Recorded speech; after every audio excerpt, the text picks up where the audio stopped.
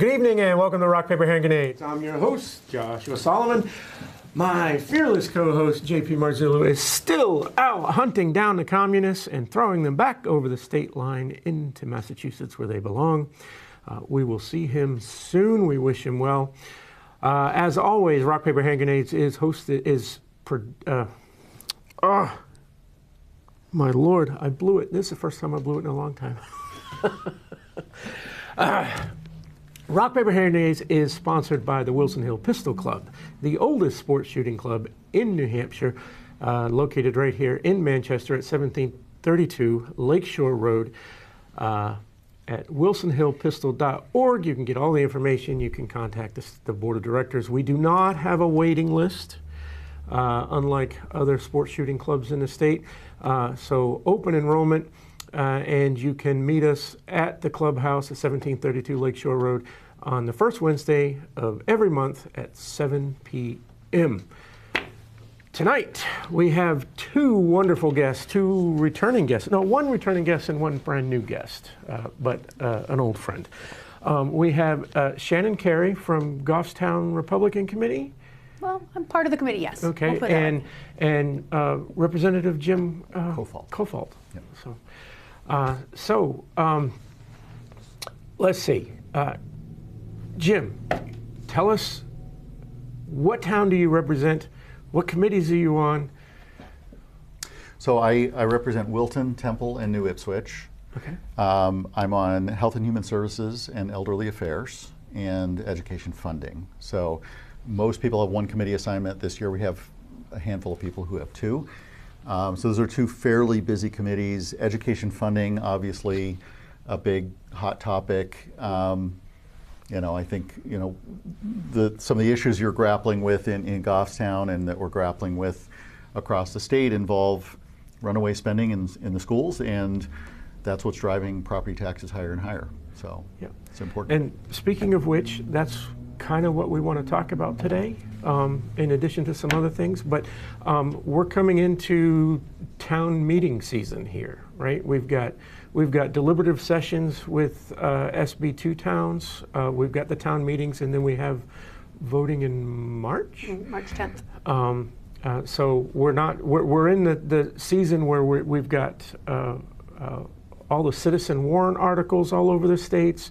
And it's important that we understand the process depending on which type of town you're in, and how we can get involved and control the town's spending, because I mean that's really the big thing. We're out of control spending in every town in this state, and so tell us about what's going on in Goffstown.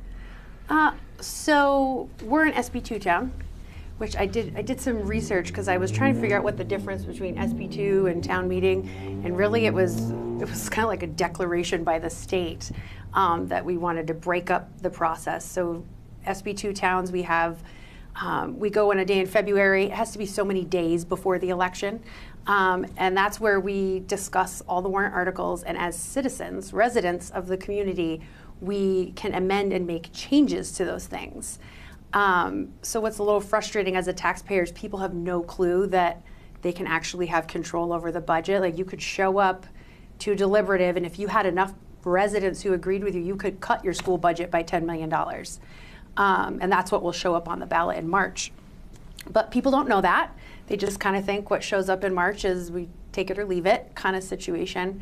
So it's really just trying to educate people that at this point in time of the budgetary process, deliberative session for SB2 towns, that's the residents' turn at the budget. We have to show up. You can't just have the 50 people who show up make your decisions on your property tax bill. And that seems to be what happens across the state, is the deliberative session is where the language that appears on your ballot comes from. Mm-hmm.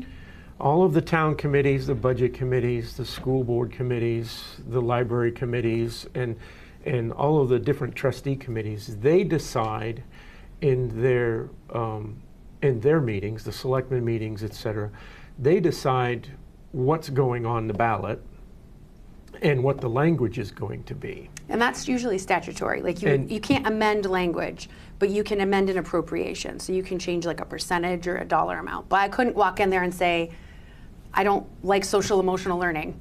I want to cut social emotional learning from the budget. You would have to go in knowing how much that teacher makes and cut it by the appropriation. Right. Which right. is And so all of that language shows up on the ballot, and a lot of people don't realize that we have some say as citizens to go into these deliberative sessions and make amendments to the dollar amounts. yes. But this is different than a town meeting. Right. So a town meeting town. Right, so I live in Wilton, and we're part of the Wilton-Lineborough Cooperative School District. So we have a town meeting for Wilton, we have a school district meeting for the school district, and that may require that you go on a Saturday morning or a Thursday night and spend hours listening to debates about whether we're going to spend $20,000 on a snowplow or, you know, some other decisions like that. There was a very apropos quote, I think today, from Ross Berry, one of my colleagues in the House, who said, you know, I can think of no greater voter suppression mechanism than to force voters to go sit in a chair for hours on end to exercise their right to vote and control their property taxes. And so in a town meeting town, the monetary articles are all decided at the town meeting. Correct. But on election day, that's purely for electing officers. Is that correct? That's right. And so the town meeting towns, they never see these. If you don't show up to the deliberative session or to the town meeting, then you have no say over whether or not they go gangbusters and buying a whole bunch of new police cars that they don't need. Right. Whereas in a Senate Bill 2 town, an SB 2 town, you can show up to the deliberative session, the meeting, and change the amounts, but then those amounts all still show up on the ballot for the entire town to vote on. So there's a little bit of balance there. The only hard part is, like, we were talking about it, I tried to get a tax cap implemented in Goffstown, and I went through all the proper channels, I did everything I was supposed to do, and I went based on the consumer price index and the rate of inflation, so I set it at 2.5%. And I walked into deliberative thinking, okay, it's kind of a negotiation. I know the town's not going to be happy, the school's not going to be happy. Figured somebody would come with like, well, we want 5% or 8%, you know, a little give and take. Nope. You know, there were maybe only 150 of us there that supported this out of a community of almost 20,000 people. And 300 people who got fired up and said, we're not going to go for this. And they went up and changed it to 35%. And if you don't have enough people there, and the problem is people don't know the process. They don't know. Even in a town meeting town, people don't realize. Yeah, if you don't show up, then all of these radical liberals are going to show up. These folks who don't Big have spenders. jobs and don't have anything else to do People who just are like going to to spend show your money. up and sit there all day, and they're going to extend the process as long as they can until the end of the day, hoping that you have somewhere else to be and leave, and then all of the votes against them leave the building, because you've got to spend, like you said, you know, an 8 or 12 hour day on some of these towns in order to have a say in, and if 50 Republicans show up but 250 Democrats show up, It's just a pointless exercise. then we're not getting anywhere. It can be frustrating, but to people who are frustrated with it, I would say hang in there and do it anyway. Yes. I walked into my school district meeting a couple of years ago expecting that it's going to be the same old, and the room was packed. And we cut the budget by $700,000 that year because people were fed up. So it is achievable, but you've got to get a sufficient number of people there. What's interesting, though, I mean, you mentioned sort of you get enough of these people who want to tax and spend, and they show up and they tax and spend, but they're also then turning around and they're blaming that on the state. I was going to say, but let's be honest, they're blaming the state. As a state representative, you know, we're often saying, but go, you control your local property taxes, go vote, participate in that process. And so the myth that is often spread by the tax and spend crowd is that we're downshifting costs. Well, we've been increasing aid from the state to the schools year after year after year. And in some districts, Claremont is the poster child right now. Do you know that we actually, the state, between the adequacy aid, which everybody's eligible for, and the extraordinary needs aid, which is sort of directed towards communities, property poor communities, Claremont was getting over $12,000 per student per year. That's a lot of money. And there are they were districts one in of the this worst, country that are educating children for less than $12,000. and they're one of the worst performing, academically, they're one of the worst performing districts in the state. So there's this kind of, we want you to pay for it. We don't want you to tell us how to spend the money or use the money. And we don't want any oversight. We don't want any accountability. And so, what we've been saying from the state level is, if you want local control, you've got to have some local responsibility. But don't keep pointing the finger back at the state and say, you guys must have a magic money tree somewhere. Go harvest some money from it and pay us. We can tax one way or we can tax another way. I prefer that we not, we not add taxes. And there's just this sort of myth that a lot of people fall for. The state's downshifting costs. No, we keep increasing year after year after year. Well, and I think people forget, I mean, I'm not an economist, and I work at a household budget, and that's it. But kind of Finance 101 tells me if you want reduced taxes, then you need to reduce spending. Like, reduced taxes are a result of reduced spending. But our Goffstown School District, you'll hear our superintendent never misses a school board meeting opportunity to blame the state, but also let the town know we have the lowest per pupil cost in the state.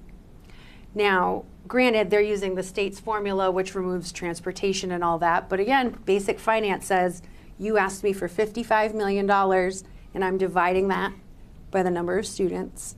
That's not the lowest cost in the state. But at the same time, if it was, lowest per pupil doesn't mean anything when you continuously raise the cost of the education. Well, correct me if I'm wrong, but I believe it was last year. It was recent history. I think it was Goffstown.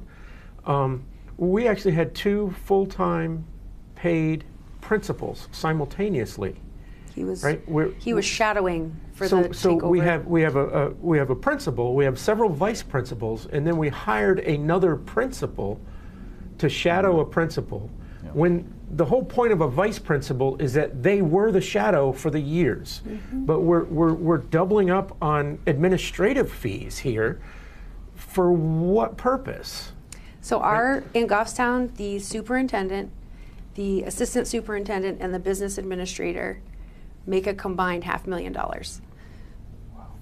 That's a lot of money for 3 administrators. And I'm not just discounting the fact that they went to college and they've worked hard and they're smart at their job. I don't discount that. But at the same time, I would prefer the person who's making bank to be the one who's actually in the classroom educating my child. And that's the disconnect. And I don't think there's a school board or superintendent or business office in the districts anywhere in the state that will, I mean, they won't concede the point that we're administration heavy. That's not, we need them because there's behavior issues and the state's not doing their part, so. So one element of, so we're dealing with some legislation right now around school spending and tax caps. Hallelujah. And one element of that is the potentially capping the percentage of school spending that can be used on administration at 6%. Nice. So we had a bill, House Bill 675, came to the floor recently. It didn't pass because I think a lot of people were hearing from their communities. They had concerns about it. But Representative Ross Berry has come back with what I think is an even better idea, which is, and so this is a bill that's currently in committee and it's in the works, is it would put on the November ballot every 2 years, do you want a tax cap in your school district requiring 2/3 to override that tax cap. Now 2/3 is not actually that high a bar. Frequently, communities that have a tax cap get the 2/3 to override it. What it says though is if you want to increase beyond, let's say, the rate of inflation, you have a higher standard of proof to your community.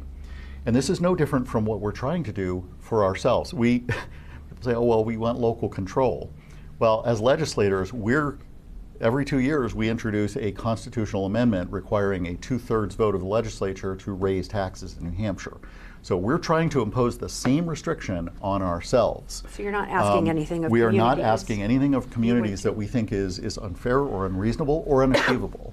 So, so if this bill, it's as I said, it's still in the works right now. But the basic idea is we will put it out to the voters. Do you want a tax cap in your community for your school district at the rate of inflation, and potentially also adding 6% of that can be for administration, no more, and let the voters decide. Yeah. So, one thing we hadn't mentioned, but in most towns, I think the average is your property taxes are 70% the school district. Your school taxes are 70%. The state is only 30% of what your total property tax bill is. And of course, the school districts are complaining that the state's not taking enough money from us and giving it back to them. But at the same time, and this was a point I was trying to make to people when I was trying to get a tax cap implemented in Goffstown. It was like, okay, if you want more money from the state, the money's going to have to come from somewhere. Because last I checked, we're not botanists, and we did not come up with a money tree. So you're going to have to come up with a tax somehow, be it an income tax, a sales tax, whatever, right? So I'm still having to pay that money, but now, no offense, because I'm running for state rep, but no offense, now it's tied to your mandates and what you're saying we should do. Yes. Where if we're all about local control, I would rather just pay that 70% and retain the control right where we are. I grew up in Massachusetts. Wow. They pay the same amount, but it's coming from 15 different locations, where this is just a central. Well, and the promise in Connecticut, New Jersey, and probably several other states was if we just add an income, just a little income tax. Little one. If we just add a little income tax, then we will have property tax relief. And the income tax happened. The property tax relief It never didn't will. happen. No. It never will. So we hear over and over again that throwing more money at the schools will produce better results. It's not there. There's no correlation. There really is no correlation. Is there something we can do about that? Again, I'm all about local control as well, but is there something that we can do about that from the state level to just get a grip on the schools, right? Like, there are certain licensing issues that have to come to place with these public schools and whatnot, and teachers have to be accredited and all of that business. Even though teachers have to be accredited, they still get to have their job regardless of how many people fail their class, how many students, right? And the schools still get their funding regardless of what percentage of students graduate that can't read. Well, So can we put some rules in place, some ropes in place at the state level at the very least, to say, hey, if you're going to continue getting a certain amount of funding, then you need to produce a certain amount of results. Your students need to be able to read and write. There are 36 school districts in Chicago where they have a 0% reading level, acceptable reading level with the high school graduates. I don't understand that. What makes I don't no want to sense- get there. We're going to go there if we keep throwing money at the schools and we keep voting and allowing these deliberative sessions to increase the school budget without going to the full voters. We're going to get there pretty soon. Well, if you think about Like- it, Goffstown, I think we have 45% proficiency in either science or math. And that's not acceptable. But Even we 75% is not acceptable. We have a 100% graduation rate, or a 99% Exactly. graduation rate. I don't understand how 99% of kids aren't even proficient in the topic, but they're graduating. Right. Back in the 70s and 80s, if you had 80% proficiency, that would be a failure of the school system, because you've got 20% of the children leaving without an adequate education, without adequate preparation to be an adult. So is there something we can do to force some sort of review on school districts and say, hey, you need to meet these certain criteria? Right? We can't just keep throwing money at something, you know, because that's going to be the excuse when we go to this town meeting. The reason we only have 45% proficiency is because the state isn't giving us enough money and you're not voting us enough of a budget increase. So that's where, like, I used to be of that mindset, I'll be honest. And then my family needed to utilize school choice. My son's been in a charter school since 6th grade. And he actually just moved to an advanced tech charter high school here in Manchester at the community college.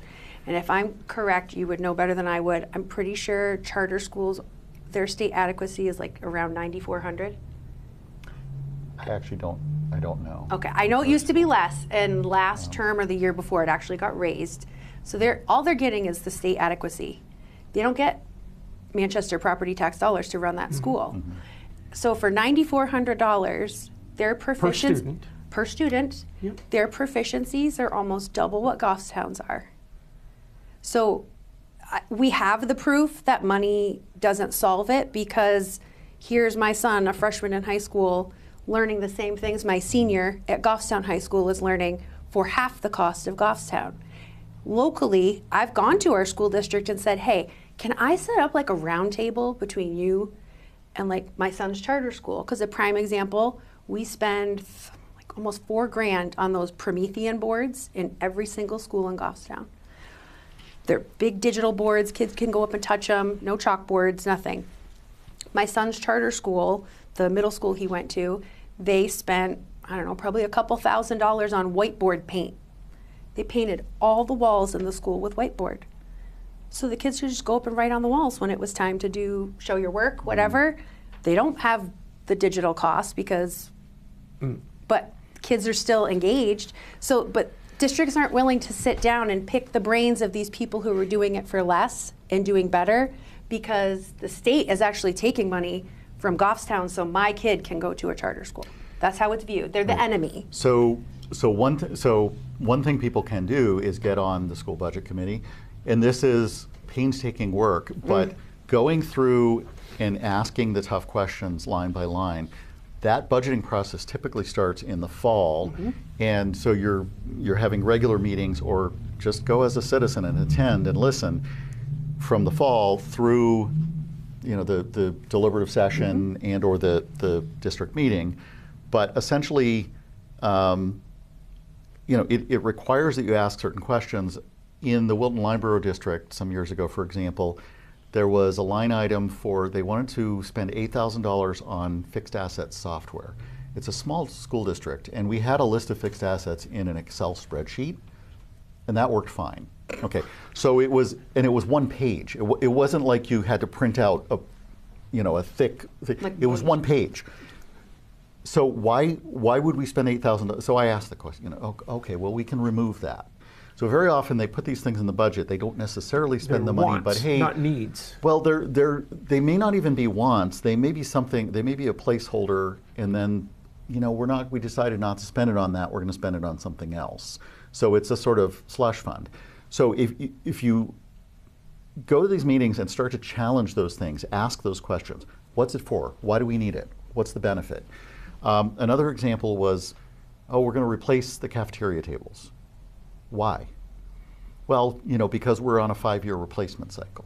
Okay, can you show me the cafeteria tables? And we went and looked at them. I said, they look pretty good to me.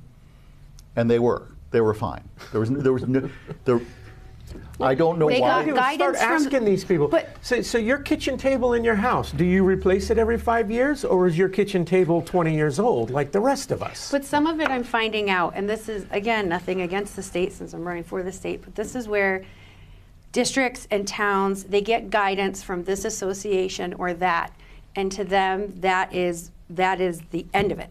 That's what, like my whole warrant article that I've put about unassigned fund balance, the DRA, the Department of Revenue Administration, had given towns guidance You should have anywhere between, 8 and 17% of your unassigned fund balance retained for emergency situation.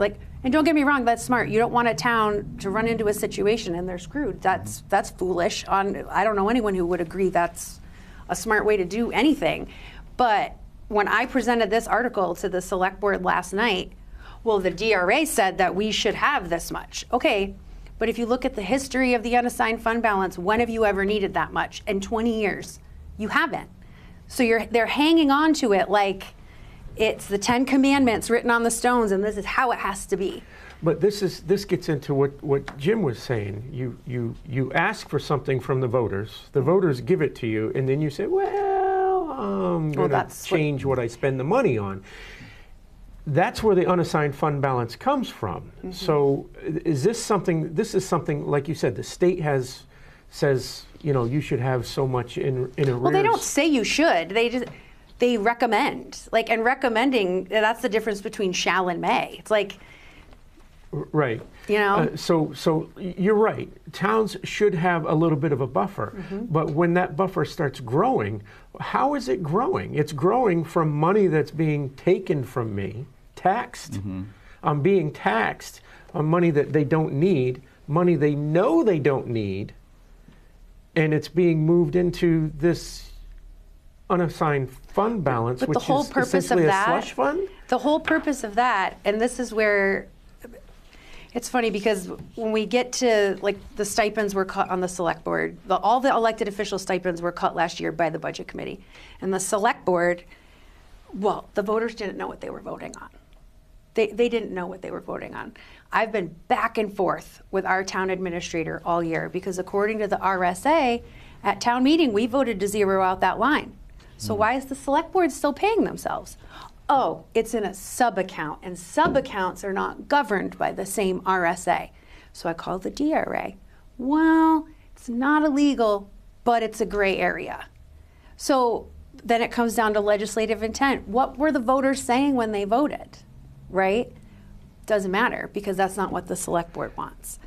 But when it comes to the unassigned fund balance, that's in Goffstown, I can't say every other town, in Goffstown, that balance is made up of 88% of our revenue, our tax dollars.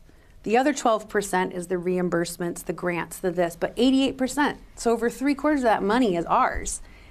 Well, the budget committee cuts something from the road plan. We'll just put it in as a warrant article. People will vote for it because it says not to be raised by taxation. And if you're walking in on Election day with 10 sheets of paper you have to sit there and read and fill out, and you see, oh, no taxation? Sure.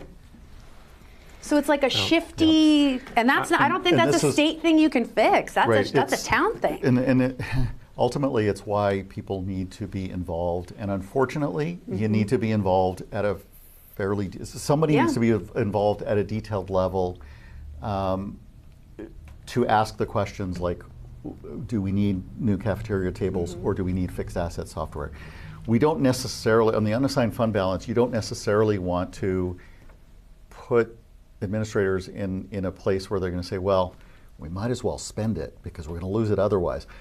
Ultimately, we want to say, let's spend it on things that create value and positive academic outcomes for students.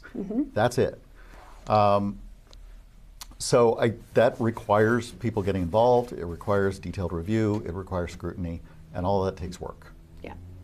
But you were saying before, because you were asking, what can we do? And you were like, well, it is possible. You can do these things.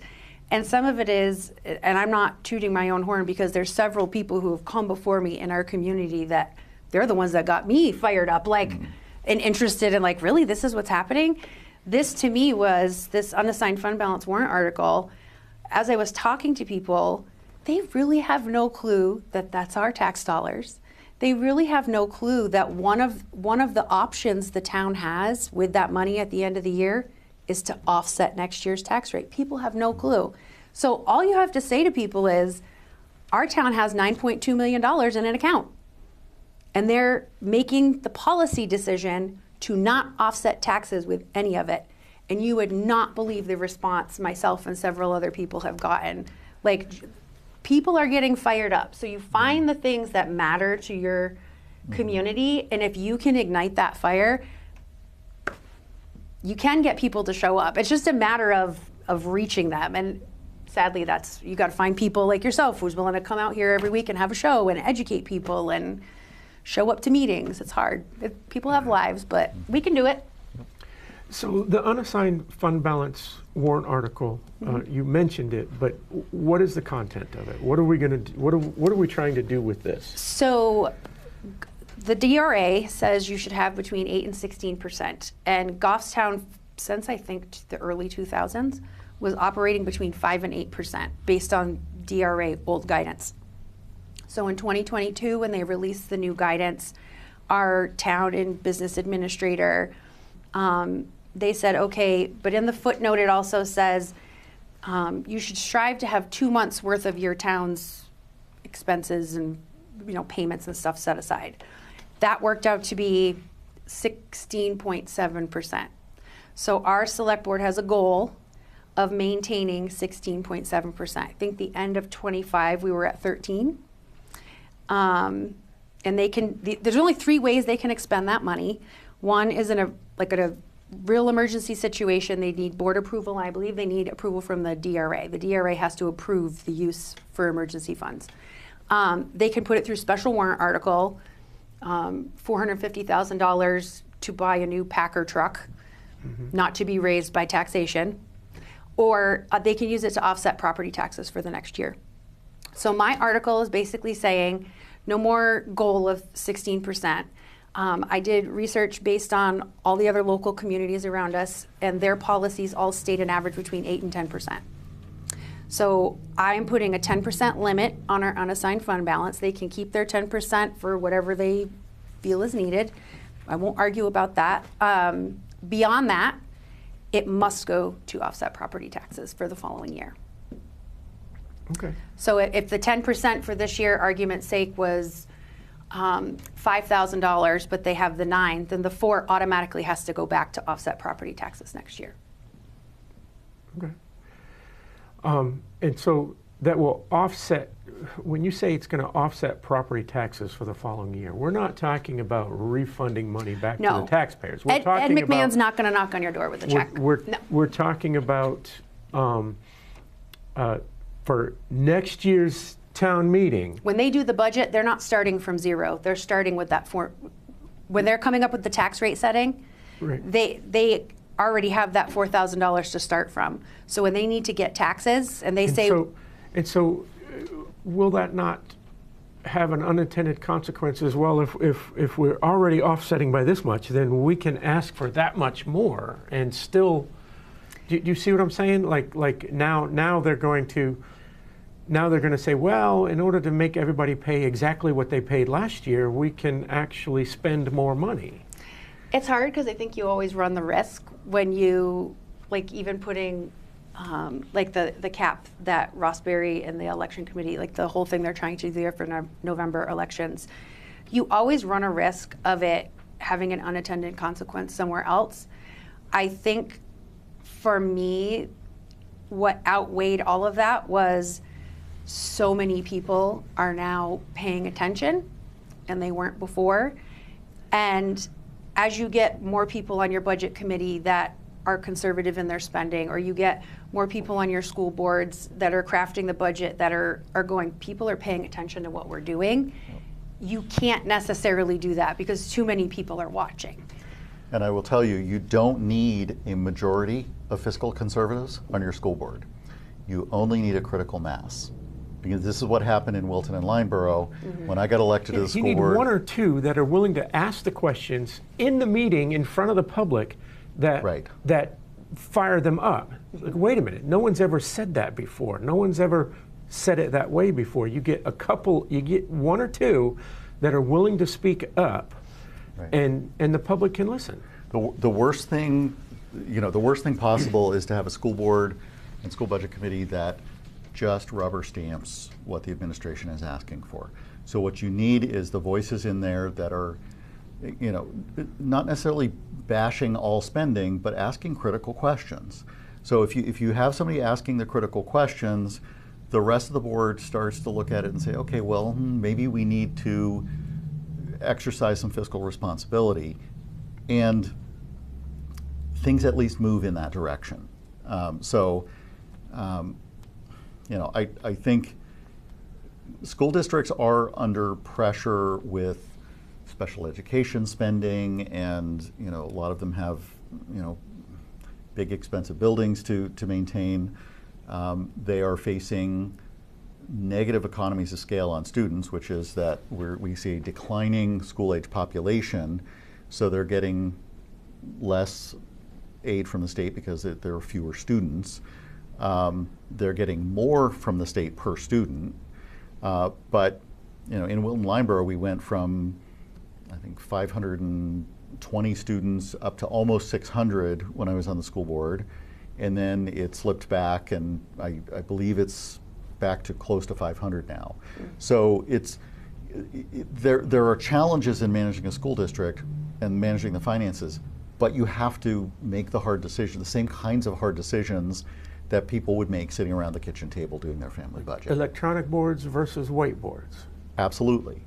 And I visited Spark Academy in Manchester. It's phenomenal. It's amazing what they're doing there. They have kids doing amazing things with robotics and hydroponic gardening and just some really amazing stuff. It's amazing what you can do when you privatize. And the I don't know whether he's called the headmaster or the director, but the guy guy who runs that school, Mr. Tuttle, yeah. he is a visionary who says we have a lot of kids who come into this school, they don't necessarily see themselves as college material.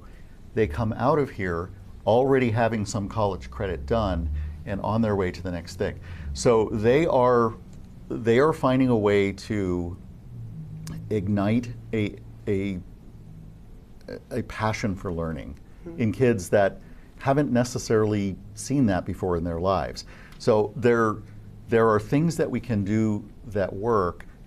That don't throwing cost more that money much at money. Just loading more money on doesn't do it. Claremont is the perfect example of how throwing more money at it does not solve the problem. Well, and like Spark is a great example. It's advanced technologies, and these are emerging fields. We're talking robotic dogs, and my son's final that they just had for halfway through the year, he's like, oh, I had to make a robot. He came home and I'm thinking like a Tinker Toy robot. No, this thing is like computerized, digitized, has air pumps, the whole 9 yards that he had to build from scratch and program himself. And they're going, these are emerging fields that we don't have people who are ready to be in those fields. We haven't been teaching kids, we talk about, micro, dirty jobs. We have all these trade jobs, right? Well, this is another emerging field we're not preparing anybody for.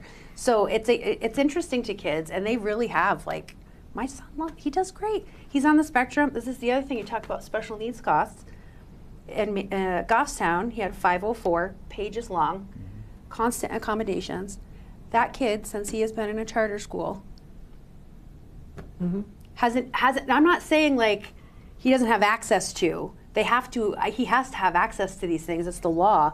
He hasn't needed them. So what's the difference between a regular public school and a public charter school that my son, who's on the spectrum, went from having pages and pages of accommodations and needed an aide walking around with him to now he's on a college campus, no problems, he doesn't need his accommodations. I think a lot of it boils down to accountability, which goes back to what I was talking about earlier. How do we make the school districts accountable for the money they spend versus the students they graduate that aren't proficient? Well, and you figure a charter school, if they're failing, their doors are getting closed. Well, that's exactly it. That's the difference. The charter school is accountable. The employees of that charter school are accountable for their performance. But tenured teachers, backed by the teachers union, they're not accountable. They don't have to actually produce results. I know our budget committee this year, one of our budget committee members is also a state representative, Joe Alexander. I know he asked of the school board, like, we have a CBA up for the teacher's contract this year. I think it's $5 million over 4 years. It's 1.5 or 1.6 in this first year.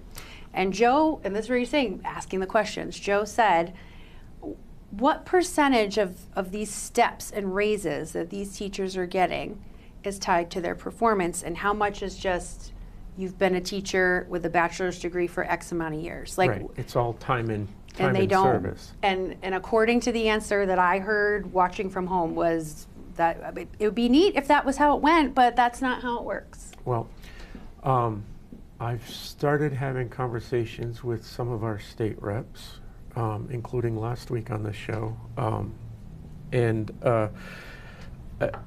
I would like to see something take place when it comes to these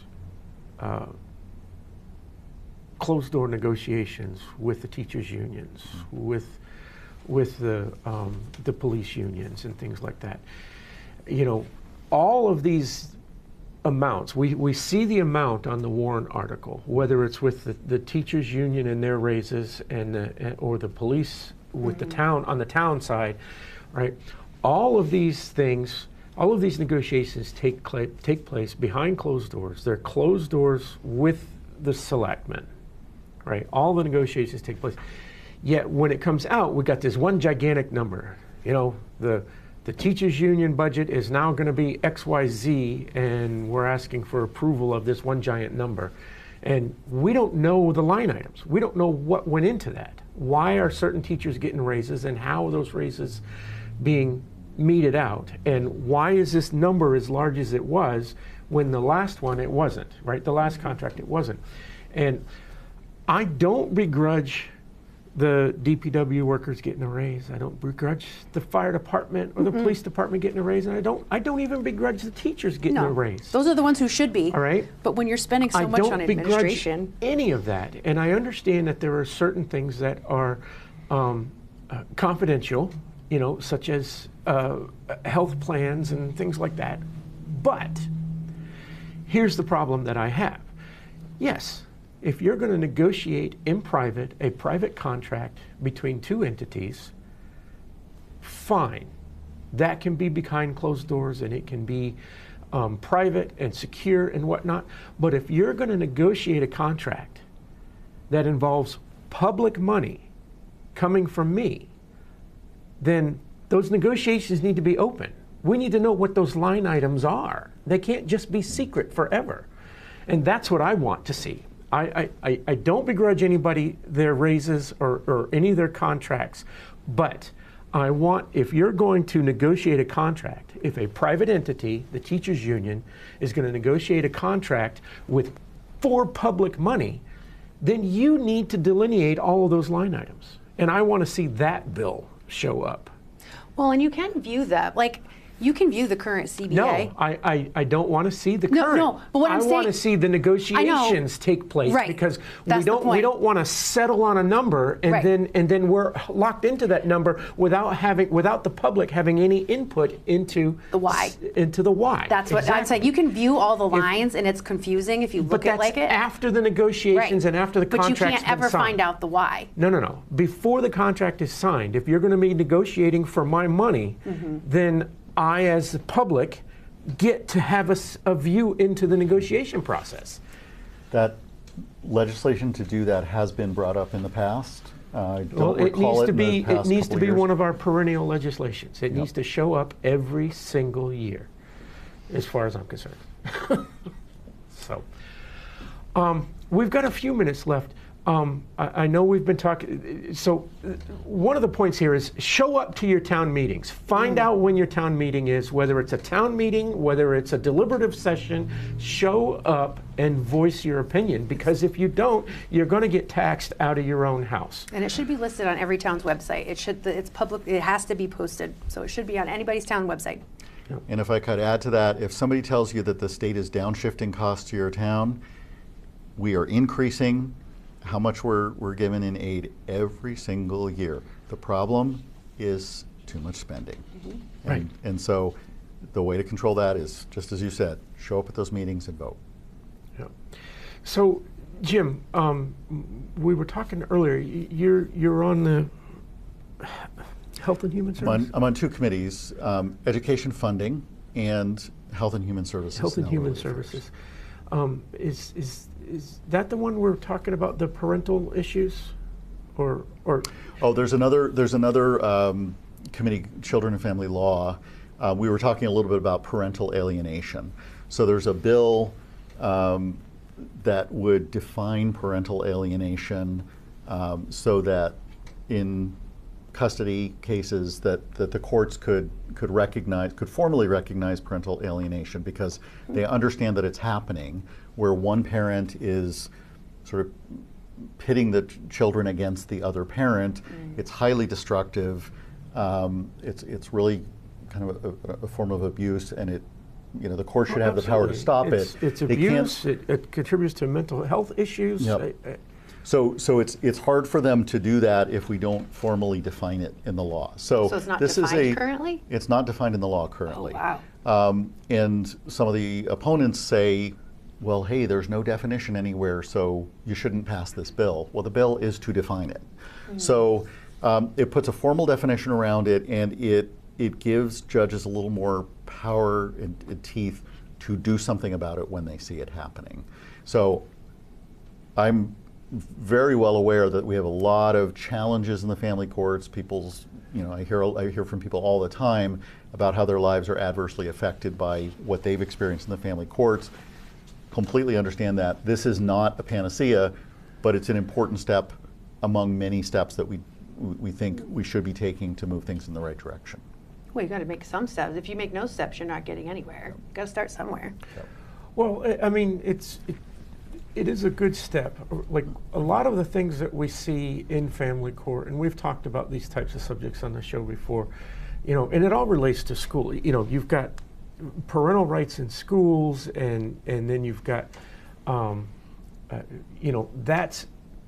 that plays into the whole parenting business, and then you get split families, and you get the issues with the family courts, and then the family courts start telling the schools what to do with the child, and I mean, there's all kinds of things in here, and the magistrates system that we have right here, and the magistrates, they have all kinds of leeway into telling schools and parents what they can and can't do, but at the same time, they don't have clear definitions of what is wrong and what is right. And so a lot of times we're seeing just decisions being made on the fly by a magistrate without a definition of what's happening, of what they should be ruling on. And this is one of those things, right? This whole parental alienation, it's become a joke, right? We see it all the time where one parent can say whatever they want to a child, and that child is now alienated from the other parent, and it makes the problem worse. It makes the parenting problem worse, it makes the educational problem worse, and defining it very specifically in the law should, in theory, allow one parent to say, hey, this is happening to me. Right. And I need some relief from that, or else the child is going to suffer in addition to me. Right. There are a number of problems that we'd like to try to address. Another example of abusive behavior that happens is people making false accusations to DCYF.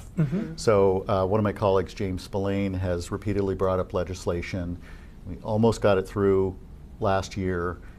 It's back again.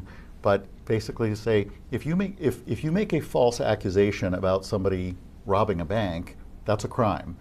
But if you make a false accusation about somebody abusing a child, it's not subject to the same criminal. It becomes power in the courtroom, right? So this happens all the time, and these are the kinds of things that we need to tighten down some of these controls so that people don't have as much leeway to abuse the system. It's still going to happen. We can't plug every hole, but we want to try to move things in the right direction. And it can be frustrating, but we're trying to make some of those changes. What else is going on up there in your committees? Is there anything interesting that you see coming down, or I'll mention any difficult fights you see in this term? There are some. I'll talk briefly about Medicaid to schools, because this is one that you touched on parental rights in schools, and Medicaid to Schools is a program from the federal government that under the Biden administration they were doing what they called streamlining parental consent, which basically means let's require as little parental consent as possible. So there is a bill in education policy that would prohibit prescribing medication in the schools. We see a lot of what are called community schools. Again, this was defined at the federal level, I believe under the Biden administration, that are basically opening health clinics in the schools. This is not a positive thing. It's not making kids healthier. It is medicating them more. It is giving them more treatment that may or may not be necessary. Alienating them from their own parents. It's keeping the parents out of the equation. It's cutting parents out of the loop. And so we passed last year, we passed the Parental Bill of Rights. That was an important step forward. Medicaid to Schools and curtailing this ability to prescribe medication in the schools, I think is another important step. So those are some interesting things. On Health and Human Services, one of the big battles we're going to face this year is we have a bill to repeal vaccine mandates. Just say we're not going to, we actually have very, very high voluntary rates of vaccination. And if you look at certain countries in Europe that don't require vaccination at all, they have high rates of vaccination. So there is this kind of fear-mongering that if we don't have these high rates of vaccination, that we're going to have outbreaks of disease and things like this. It has not played out in other countries. This isn't about whether vaccines are good or bad. It's about whether or not you have the mandates, choice. I was going to say it's about giving you a choice. Are good or bad. My body, my choice. And we've faced a lot of pushback every time we try to. I mean, I had a bill last year that would simply said, if you want to get an exemption, that you don't have to use a special form by the state. You just need to make a statement. This is the way it always was before, but right. You had to have it notarized. Well, we passed a bill a couple of years ago. Senator Tim Lang, who was then a representative, introduced legislation to say, you don't have to notarize it anymore. Well, then the state said, okay, well, we're going to create a form and it's going to warn you of all kinds of dire consequences if you don't do this. So we always get pushback, and we're just trying to say, look, let people decide for themselves. That's the way we are the live free or die state. Let's let people decide for themselves. I would think if you're requesting an exemption, you've probably already done the research and are well aware. Right. I mean, if you're being bombarded with the propaganda from the television, the newspapers, the internet, and all of your liberal legislators, and you still decide that you want an exemption from the vaccine, then, like you said, you've probably done the research and you probably understand better than all the people telling you what's good for you, what's good for you. So we have some other legislation around open enrollment, for example, that would expand open enrollment. I think that would make schools more accountable. It would compel them to attract students and deliver value. That's what I said all along with the education funding accounts and whatnot, right? The schools who are in fear of losing funding should start stepping up, right? Because the reason I would use the education funding account to take my child out of the district is because this school is not doing it for me, right? Yeah. I mean, but the schools, they still want all of the same amount of money for less students. But yeah. So that's one. I also have a bill coming that would take advantage of some of the changes that came about at the federal level in the big beautiful bill, which would have us opt into a federal income tax credit for donations made to a scholarship granting organization. So scholarship granting organizations that give to, that contribute to school choice, if you make a donation, that would be tax deductible at the federal level.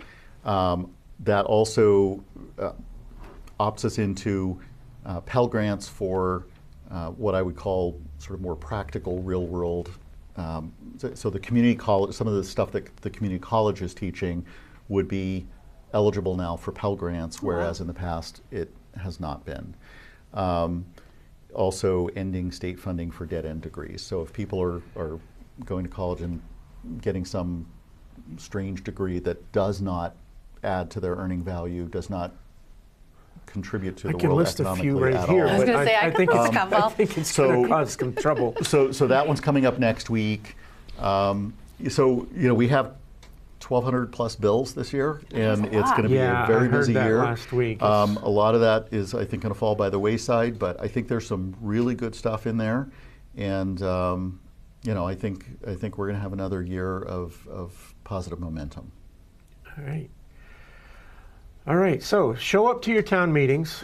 We are not anti-education here. We're not saying to destroy your town's school funding. Works for 80 but big portion of control the it. kids. We need to control it, right? Yeah. Because it's killing our taxes. The last meeting I went to, several people got up and said, we can't do this anymore. We've lived in this town for 40 years, but our taxes have gone up $1,500 a year every year for 10 years. It's not sustainable. You're It's just going to not. kick people out of your town. So we need to get control over it. We need to ask the hard questions, and we need to show up among other. That's the most important thing. Is if you're concerned about it, show up, or else your taxes are going to go up again. So, all right. Thank you, Jim. Thank you, Shannon. Thank you. And we will see you next week.